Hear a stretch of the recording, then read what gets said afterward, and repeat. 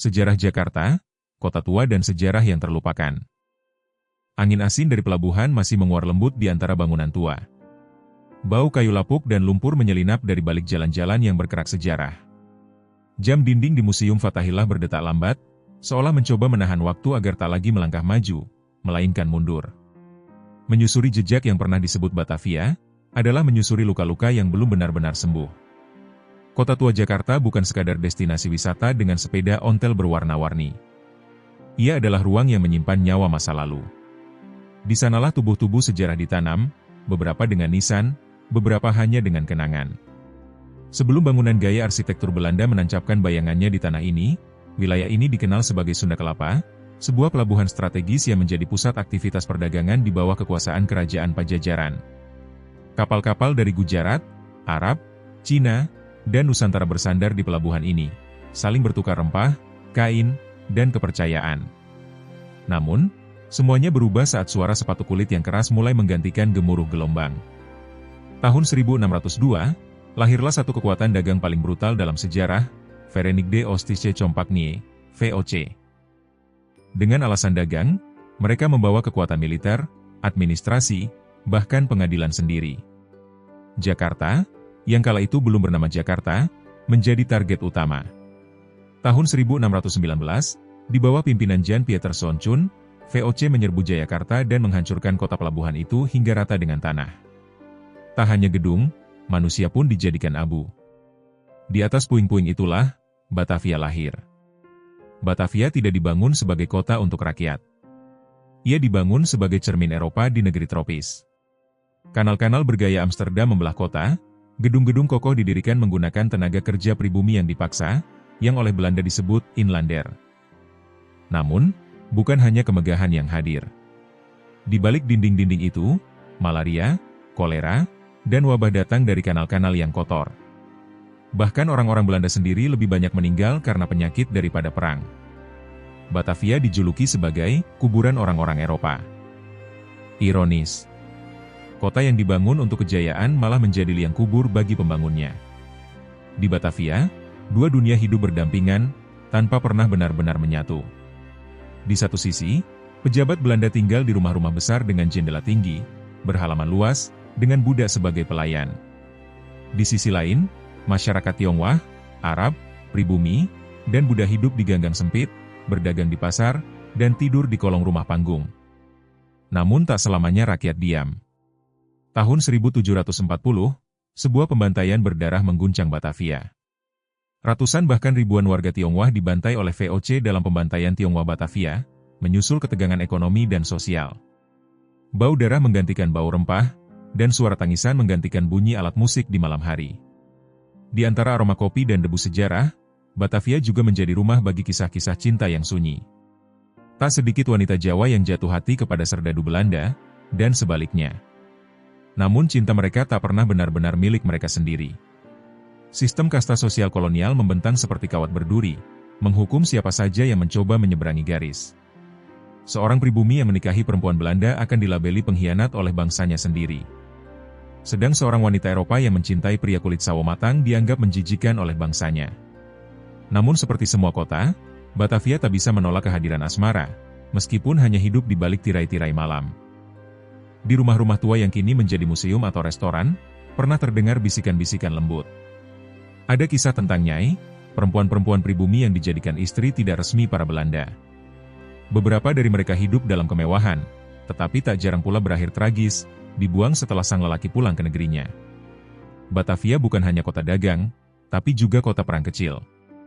Pemberontakan rakyat terhadap VOC menyebar dari Banten hingga Jawa Tengah. Namun yang paling dekat dan paling berdarah adalah kisah Untung Surapati, mantan Buddha yang menjadi musuh terbesar VOC. Untung Surapati pernah ditahan di Batavia, diperlakukan layaknya Buddha. Tapi dengan kecerdasan dan karismanya, ia berhasil kabur dan membentuk perlawanan. Namanya membuat para pejabat VOC tak bisa tidur nyenyak. Ia adalah simbol bahwa dominasi kulit putih bisa ditantang. Dan dalam arus waktu, pemberontakan demi pemberontakan menggerogoti pondasi Batavia, bukan secara fisik, melainkan secara batin. Rasa takut dan rasa bersalah menyelinap di antara pilar-pilar gedung. Salah satu bangunan yang masih berdiri hingga kini adalah Gereja Sion, gereja tertua di Jakarta, dibangun tahun 1695. Disitulah para pejabat VOC melangsungkan pernikahan, pemakaman, dan ibadah. Tapi hanya beberapa blok dari sana, terdapat penjara bawah tanah yang dingin dan gelap, tempat para pemberontak ditahan atau hilang. Tak sedikit dari mereka yang dijebloskan ke dalam sel sempit, tanpa cahaya, hanya ditemani bau anyir dari dinding dan jeritan dari ruang sebelah. Mereka yang dianggap musuh VOC, dari pejuang lokal hingga pedagang yang tak patuh, dihukum dengan cara perlahan. Tidak mati seketika, tapi perlahan menghilang dari dunia. Kontras ini begitu nyata. Di satu sisi, lagu pujian dinyanyikan dalam bahasa Belanda, dan di sisi lain, nyawa-nyawa tenggelam dalam jeruji dan kesepian. Namun Batavia juga menyimpan nyawa-nyawa seniman. Teater-teater kecil dibuka untuk menghibur pejabat dan bangsawan VOC. Musik klasik Eropa berdenting dari rumah-rumah mewah, tapi di balik itu, rakyat pribumi punya musiknya sendiri. Gambang kromong, keroncong awal, dan pantun Betawi berkembang sebagai bentuk ekspresi dari kelas bawah yang ditindas. Kesenian bukan hanya hiburan, tapi juga pelarian. Bahkan kadang perlawanan disisipkan dalam syair lagu atau lelucon sandiwara. Di tengah tekanan sosial dan politik, para seniman menjadi pemberontak yang tersenyum. Mereka tak membawa senjata, tapi kalimat mereka tajam seperti bayonet. Di masa itu, Batavia menjadi kota yang tidak tidur, bukan karena kemewahan, tapi karena ketakutan. Warga kota hidup dalam tekanan pajak, diskriminasi, dan kekuasaan militer VOC yang kejam. Bahkan untuk berjalan malam hari, warga harus memiliki surat izin. Mereka yang tak membawa, bisa hilang sebelum fajar. Namun kehidupan tetap berjalan. Pasar pagi tetap dipenuhi ibu-ibu yang menawar sayur. Anak-anak tetap bermain di tepi kanal. Dan di sela-sela itu, para pedagang dari luar negeri masih berdatangan. Persia, India, Cina, dan Arab. Batavia tetap menjadi simpul dunia dalam suasana genting yang dipelihara. Batavia tidak tumbang karena perang besar, tetapi perlahan-lahan, seperti pohon yang dimakan rayap dari dalam. Rakyat mulai tidak tahan pada kesewenang-wenangan VOC. Para penguasa lokal yang dulu tunduk, mulai menyusun perlawanan. Pejuang-pejuang dari luar Batavia mulai masuk, membawa api perlawanan, menyelinap melalui kanal dan gang kecil, memantik harapan pada rakyat kecil yang terlalu lama bisu. Namun yang paling menghantam VOC bukan pemberontakan senjata, melainkan kehancuran ekonomi. Perdagangan rempah tak lagi segemilang dulu. Korupsi di tubuh VOC begitu parah hingga utang mereka menggunung. Pada tahun 1799, VOC dibubarkan oleh pemerintah Belanda sendiri. Batavia, seperti anak tanpa orang tua, mendadak yatim piatu. Kekuasaan berpindah ke tangan pemerintah kolonial Hindia Belanda. Tapi perubahan itu tak serta-merta memperbaiki kota. Batavia tetap menjadi kota penuh bau, nyamuk malaria, dan jurang sosial. Di awal tahun 1800-an, pemerintah kolonial mulai jengah dengan kondisi Batavia yang tak sehat dan terlalu sesak. Mereka pun mulai membangun kota baru di arah selatan, yang sekarang dikenal sebagai Menteng dan Gambir.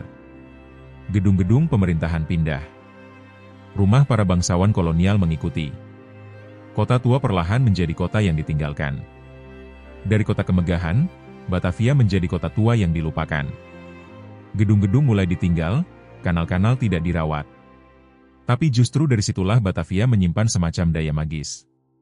Kota ini mulai menyimpan bukan lagi kekuasaan, tapi kenangan. Tahun 1942, bendera Jepang menggantikan bendera Belanda.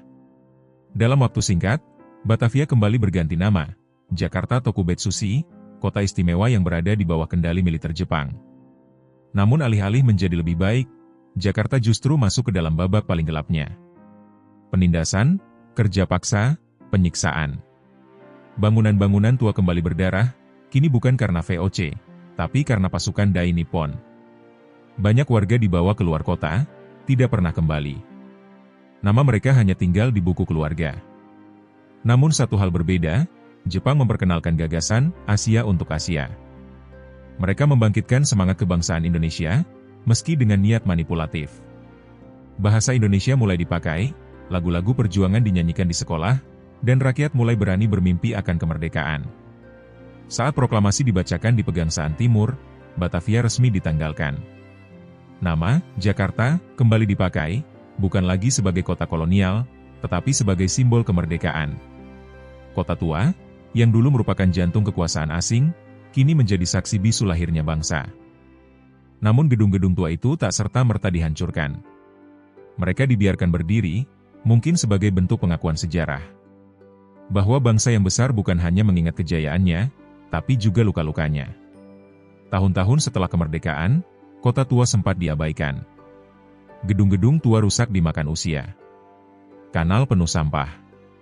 Orang enggan berjalan di sana, apalagi mengenangnya. Tapi di balik ketakpedulian itu, komunitas sejarah dan fotografer jalanan mulai kembali menyentuh dinding-dinding usang itu. Mereka tahu, ada yang perlu dijaga. Di era Orde Baru, pembangunan Jakarta lebih fokus pada gedung pencakar langit, bukan pelestarian sejarah. Tapi perlahan, titik-titik nostalgia tetap hidup. Museum Fathahillah berdiri sebagai pusat. Lalu menyusul Museum Wayang, Museum Ban Indonesia, dan Museum Bahari. Kota tua bukan sekadar koleksi gedung, tapi koleksi ingatan. Tidak lengkap membahas kota tua tanpa menyentuh kisah gaib yang menyelimutinya. Banyak bangunan di sana dikabarkan berhantu. Ada kisah penjaga museum yang melihat sosok tentara Belanda tanpa kepala berjalan di malam hari. Ada suara perempuan menangis dari dalam penjara bawah tanah yang sudah lama kosong. Tapi mungkin yang paling menyeramkan adalah kenyataan sejarah itu sendiri. Karena apa yang lebih menakutkan dari hantu masa lalu, selain kenyataan bahwa kita mungkin telah melupakannya?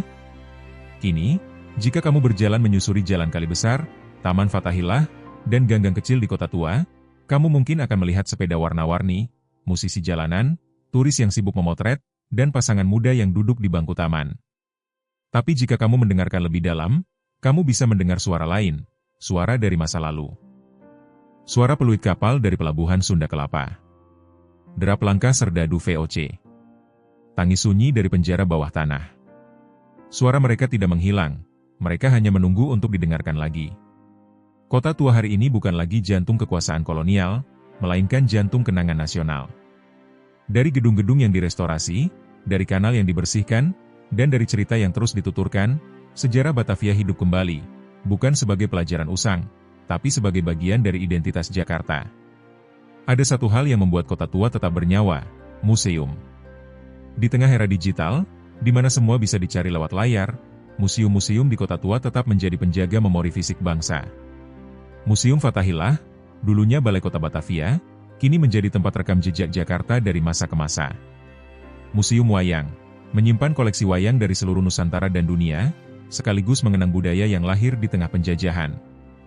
Museum Ban Indonesia, memperlihatkan bagaimana kekuasaan finansial dan politik kolonial bekerja membentuk sistem ekonomi Indonesia hari ini. Bukan hanya benda, tetapi juga ruang.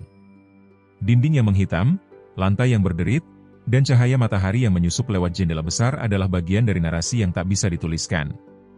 Anehnya, meskipun disebut kota tua, tempat ini tidak pernah benar-benar menjadi tua. Ia menua secara fisik, tapi justru semakin muda secara makna. Generasi baru, pelajar, seniman jalanan, komunitas sejarah, mulai menjadikan kota tua sebagai ruang ekspresi dan eksplorasi. Dulu hanya tempat nostalgia, kini menjadi ruang terbuka untuk diskusi sejarah, pertunjukan teater, pameran lukisan, dan festival budaya. Anak muda tidak lagi takut pada bangunan tua.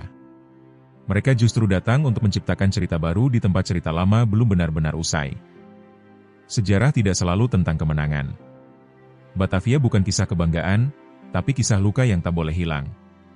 Disinilah para nenek moyang kita diperas, ditindas, tetapi juga melawan. Kota tua adalah pengingat bahwa negeri ini pernah diinjak, tapi tidak pernah benar-benar tumbang. Ia terluka, tapi tetap berdiri.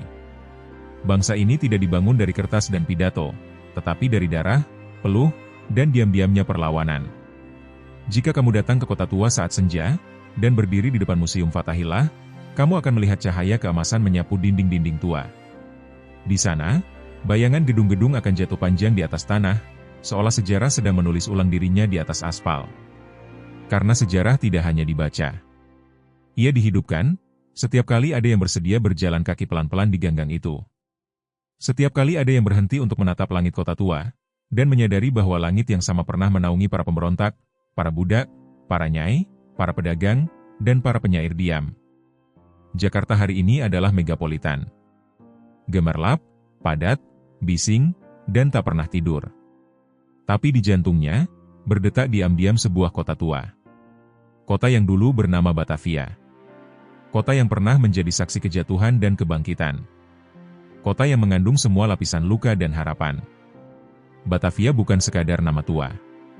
Ia adalah akar dari Jakarta. Dan akar itu, meskipun tertutup beton dan aspal, tetap menyusup ke dalam setiap langkah yang kita ambil hari ini. Maka selama kota tua masih berdiri, selama gedung-gedung itu belum dihancurkan oleh ketidaktahuan, selama masih ada yang bersedia bercerita, Batavia tidak akan pernah hilang. Ia hanya berganti nama.